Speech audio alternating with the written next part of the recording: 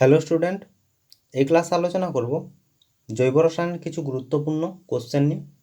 এর আগের ক্লাসেও আমি জৈব রসায়নের কোশ্চেন নিয়ে আলোচনা করেছি। তোমরা যারা আগের ক্লাসটি দেখোনি তোমরা একটু আগের ক্লাসটি দেখে নেবে। আর ক্লাসের শেষে অবশ্যই কমেন্ট করে জানাবে ক্লাসটি তোমাদের কেমন লেগেছে। তো আজকের ক্লাসের প্রথম কোশ্চেন কি বলেছে যে কার্বাইড বাতিতে আলোক সৃষ্টির জন্য ব্যবহৃত হয়। অপশান এতে দিয়েছে মিথেন, বিতে দিয়েছে ইথেন, সিতে দিয়েছে ইথিলিন আর ডিতে দিয়েছে কি অ্যাসিটিলিন। এক্ষেত্রে আমাদের সঠিক উত্তর হবে অপশান ডি, অর্থাৎ অ্যাসিটিলিন ব্যবহার করা হয় কার্বাইড বাতিতে আলোক সৃষ্টির জন্য। এখান থেকে আরেকটা কোশ্চেন হয় যে অক্সি অ্যাসিটিলিন শেখাতে কি ব্যবহার করা হয়। এক্ষেত্রেও অ্যাসিটিলিন ব্যবহার করা হয় আর অক্সিজেন ব্যবহার করা হয়। অক্সি অ্যাসিটিলিন শিখা হচ্ছে ব্যবহার করা হয় ঝালাইয়ের কাজের জন্য। আর জৈব রসায়নের ক্ষেত্রে মেনলি তোমাদেরকে যেটা অবশ্যই মনে রাখতে হবে সেটা হচ্ছে ইউপ্যাক নামকরণ। ঠিক আছে, এইখানে ইউপ্যাক নামকরণগুলো তোমাদেরকে একটু বলে দিচ্ছি। প্রথমে আছে কি অ্যাসিটিলিন। অ্যাসিটিলিন এই নামটা হচ্ছে কি সাধারণ নাম। এর সংকেত কি C2H2, এর সংকেত হচ্ছে C2H2। আর এর ইউপ্যাক নামকরণ হচ্ছে ইথাইন। ইথ মানে হচ্ছে দুটো বলতে কি, তাহলে এখানে দুটো বলতে কি কার্বনের পরিমাণ দুটো আছে, তার জন্য হচ্ছে ইথ। আর হচ্ছে শেষে আছে আইন। আইন যে সমস্ত যৌগগুলো থেকে আইন এসছে হচ্ছে অ্যালকাইন থেকে। অ্যালকাইনের সাধারণ সংকেত হচ্ছে CnH2n-2, এটা হচ্ছে তার সাধারণ সংকেত। সেইখান থেকে ইথাইন আসছে। ইথাইন হচ্ছে ইথ বলতে হচ্ছে কার্বনের পরিমাণ হচ্ছে, কার্বন হচ্ছে দুটো থাকবে, অর্থাৎ এনের মান হচ্ছে 2, সেটা হচ্ছে ইথাইন। মিথ যদি হতো তাহলে 1 হতো। ঠিক আছে, তাহলে এখান থেকে আমরা কি দেখতে পাচ্ছি যে অ্যাসিটিলিন হচ্ছে তার সাধারণ নাম, এর সংকেত হচ্ছে C2H2, এর ইউপ্যাক নাম হচ্ছে ইথাইন। আর যদি বলে এর গঠন কি, এর গঠন হচ্ছে এরকম হয় সি দুটো সি, আর হাইড্রোজেন হচ্ছে দুটো, তাহলে একটা হাইড্রোজেন আর একটা হাইড্রোজেন, আর মাঝখানে আসে কি ট্রিপল বন্ড। এটা হচ্ছে তার কি গঠন হয়েছে, এটা হচ্ছে তার গঠন। কার? এটা হচ্ছে অ্যাসিটিলিনের গঠন হচ্ছে কি HC-CH। এরপর আসছে কি ইথিলিন হচ্ছে তার সাধারণ নাম কি ইথিলিন। আর এর সংকেত কি, এর সংকেত হচ্ছে C2H4। আর এর ইউপ্যাক নাম হচ্ছে কি ইথিন। তাহলে ইন আছে, ইন এসছে কোথা থেকে? ইথেন থেকে এসছে। ইথেন এখানে বলেছে ইথিলিন যদি হয় তাহলে শেষে আছে ইন।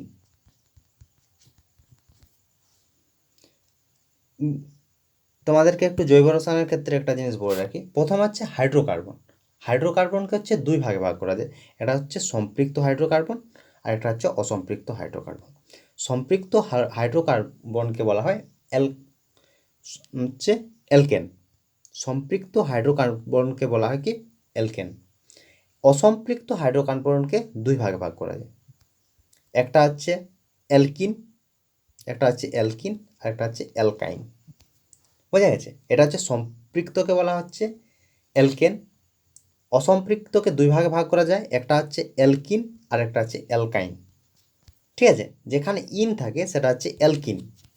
এই অ্যালকিনের সংকেত বলতে সাধারণ সংকেত হচ্ছে CnH2n।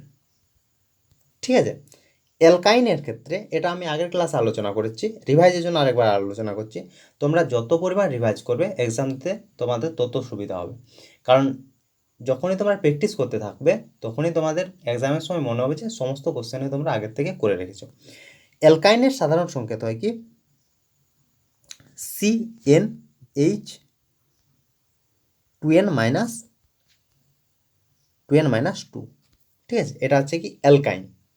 আর অ্যালকেনের ক্ষেত্রে হয় CnH2n+2। ঠিক আছে, এখানে আমাদের কী ছিল, অ্যালকিন ছিল, ইন আছে ইন। তাহলে এখন দেখে না যাক, ইথিন, ইথ বলতে হচ্ছে, ইথ বলতে হচ্ছে 2।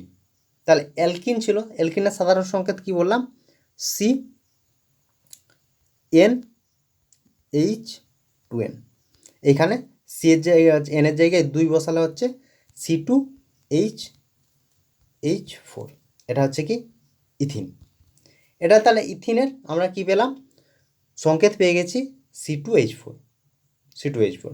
তাহলে এর যদি বলে যে এর গঠন কীরকম হবে, এর গঠন হয় এরকম, সি, দুটো সি, মাঝখানে ডবল বন্ড, আর এইখানে H2 আর এইখানে H2, অর্থাৎ H2C ডবল বন্ড CH2। এটাই হচ্ছে কি ইথিনের গঠন সংকেত। আশা করি এই ইউপ্যাক নামকরণগুলো তোমরা বুঝতে পেরেছো। এরপর কোশ্চেনে কি বলেছে, সিএনজির প্রধান উপাদান কোনটি? অপশান এতে দিয়েছে মিথেন, বিতে দিয়েছে ইথেন, সিতে দিয়েছে প্রোপেন, আর ডিতে দিয়েছে কি বিউটেন। এক্ষেত্রে সঠিক উত্তর হবে অপশান এ, অর্থাৎ মিথেন হচ্ছে সিএনজির হচ্ছে প্রধান উপাদান।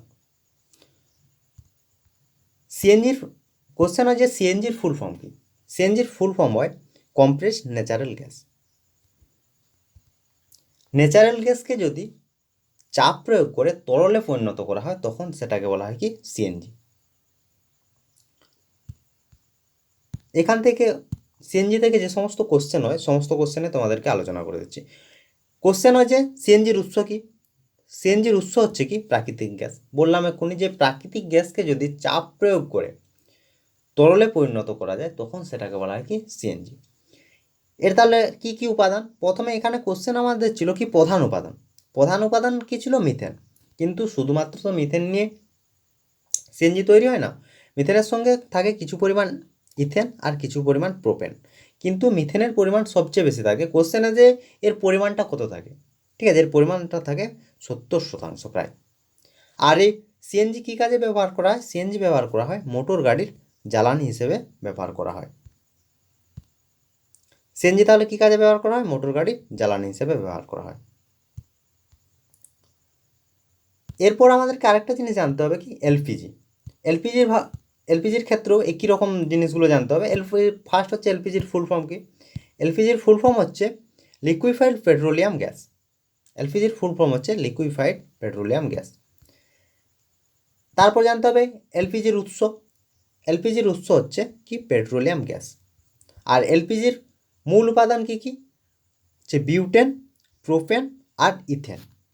আর সবচেয়ে বেশি এলপিজির মধ্যে সবচেয়ে বেশি থাকে সেটা হচ্ছে কি বিউটেন। তাহলে যদি কোশ্চেন হয় যে এলপিজি কী কী নিয়ে তৈরি, বা যদি কোশ্চেন হয় যে এলপিজির উপাদানগুলি কী কী, তাহলে হচ্ছে কি বিউটেন, প্রোপেন আর হচ্ছে ইথেন।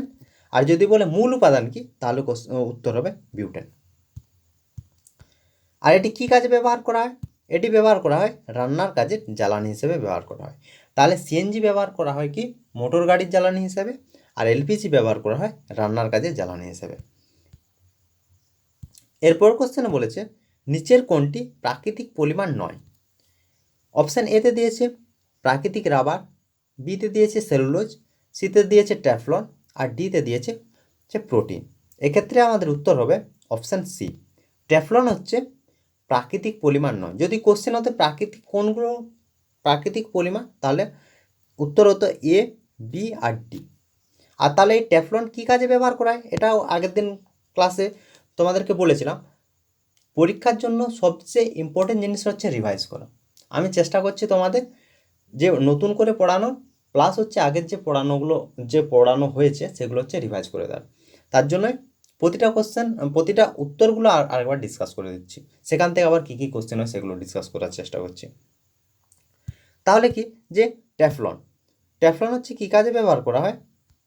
ট্যাফলন ব্যবহার করা হয় যে ফ্রাইং প্যান তৈরি করা হয় সেটাতে ট্যাফলন ব্যবহার করা হয়। এরপর কোশ্চেনে বলেছে যে সুগন্ধি দ্রব্য প্রস্তুত করতে ব্যবহৃত হয়। অপশান এতে দিয়েছে মিথাইল অ্যালকোহল, বিতে দিয়েছে অ্যাসিটিক অ্যাসিড, সিতে দিয়েছে ফর্মিক অ্যাসিড, আর ডিতে দিয়েছে মিথাইল অ্যালকোহল। এক্ষেত্রে আমাদের উত্তর হবে অপশান এ, অর্থাৎ যে ইথাইল অ্যালকোহল ব্যবহার করা হয় সুগন্ধি দ্রব্য হিসাবে। এই যে চারটা অপশান আছে, এই চারটে অপশান নিয়েও আলোচনা করছি। একটু আগে তোমাদেরকে বললাম যে সাধারণ নাম, সংকেত আর ইউপ্যাক নামকরণ তোমাদেরকে জানতে হবে। এখানে অ্যালকোহল হচ্ছে ইথাইল অ্যালকোহল হচ্ছে কি তার সাধারণ নাম, এর সংকেত হচ্ছে কি CH3CH2OH, এটা হচ্ছে তার সংকেত। আর এর ইউপ্যাক নাম হচ্ছে কি ইথানল। অ্যালকোহলের সময় সবসময় মনে রাখতে হবে যে কার্যকারী মূলক থাকে সেটা হচ্ছে OH মূলক থাকে বা হাইড্রক্সিল মূলক থাকে। অ্যাসিটিক অ্যাসিড হচ্ছে তার সাধারণ নাম, এর সংকেত হচ্ছে CH3COOH, আর এর ইউপ্যাক নাম হচ্ছে ইথানোয়িক অ্যাসিড। ফর্মিক অ্যাসিডের হচ্ছে সংকেত হচ্ছে HCOOH। অ্যাসিডের ক্ষেত্রে সবসময় থাকে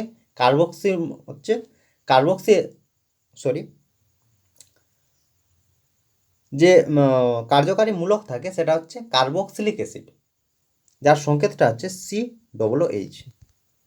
ঠিক আছে, আর ফর্মিক অ্যাসিডের ইউপ্যাক নাম হচ্ছে মিথানোয়িক অ্যাসিড।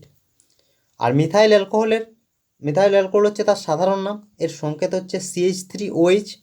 বললাম যে অ্যালকোহলের ক্ষেত্রে কার্যকারী মূলক হিসেবে OH থাকে, আর এর ইউপ্যাক নাম হচ্ছে মিথানল। এরপর কোশ্চেন বলেছে যে বৈদ্যুতিক তারের আচ্ছাদন করতে ব্যবহার করা হয়। অপশান এতে দিয়েছে PVC, বিতে দিয়েছে ট্যাফলন তো তোমাদেরকে এক্ষুনি বলে দিলাম, সিতে দিয়েছে পলিথিন, আর ডিতে দিয়েছে টেরিলিন। এক্ষেত্রে সঠিক উত্তর হবে অপশান সি, পলিথিন ব্যবহার করা হয় বৈদ্যুতিক তারের আচ্ছাদন করতে। আর হচ্ছে PVC মেনলি কিসের ক্ষেত্রে ব্যবহার করা হয়, এটাও আমি ক্লাসে আলোচনা করেছিলাম যে পাইপ ব্যবহার করা হয়, জলের পাইপ ব্যবহার করা হয়, সেক্ষেত্রে PVC ব্যবহার করা হয়। এরপর কোশ্চেনে কি বলেছে যে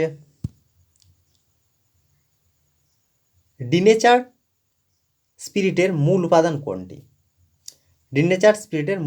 কোনটি? অপশান এতে দিয়েছে মিথাইল অ্যালকোহল, বিতে দিয়েছে পিডিডিন, সিতে দিয়েছে নেফথা, আর ডিতে দিয়েছে ইথাইল অ্যালকোহল। এক্ষেত্রে এই কোশ্চেনের উত্তর হবে কি অপশান ডি, অর্থাৎ ইথাইল অ্যালকোহল ব্যবহার করা হচ্ছে, ইথাইল অ্যালকোহল হচ্ছে ডিনেচার্ড স্পিরিটের মূল উপাদান। আরেকটা কোশ্চেন এখান থেকে দেয় যে এই যে ডিনেচার্ড স্পিরিটের অপর নাম কি? এর অপর নাম হচ্ছে মেথিলেটেড স্পিরিট। এই মেথিলেটেড স্পিরিট কী কাজে ব্যবহার করা হয়? এটা হচ্ছে বার্নিশের কাজে ব্যবহার করা হয়। এরপর কোশ্চেন, ক্লোরোফর্ম ব্যতীত একটি চেতনানাশক যৌগের নাম লেখো।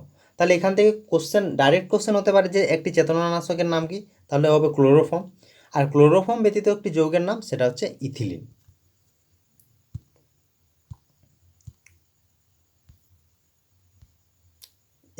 এরপর জানতে হবে যে ইথিলিন কী কাজে ব্যবহার করা হয়। ইথিলিন হচ্ছে পলিথিন নামক প্লাস্টিক তৈরিতে ব্যবহার করা হয় কি ইথিলিন। আরেকটা আমরা জানি ইথিলিন হচ্ছে কাঁচা ফল পাকাতে বা ফল সংরক্ষণের ক্ষেত্রে ইথিলিন ব্যবহার করা হয়। আর বিষাক্ত মাস্টার্ড গ্যাস প্রস্তুতিতে ইথিলিন ব্যবহার করা হয়। এটা হচ্ছে তাহলে পলিথিন তৈরিতে ব্যবহার করা হয়, আর হচ্ছে বিষাক্ত মাস্টার্ড গ্যাস প্রস্তুতিতে ইথিলিন ব্যবহার করা হয়। এরপর কোশ্চেন বলেছে একটি জৈব যৌগের নাম লেখো যা একটি গ্রিনহাউস গ্যাস। ঠিক আছে, জৈব যৌগ আর বলেছে গ্রিনহাউস গ্যাস, এটার উদাহরণ হচ্ছে কি মিথেন। এরপর কোশ্চেনে বলেছে ভিনিগার কি, বা এখানে ভিনিগার কি বা কোশ্চেন দিতে পারে ভিনিগারে কোন অ্যাসিড থাকে। ভিনিগার হচ্ছে অ্যাসিটিক অ্যাসিডের লঘু জলীয় দ্রবণকে বলা হয় কি ভিনিগার।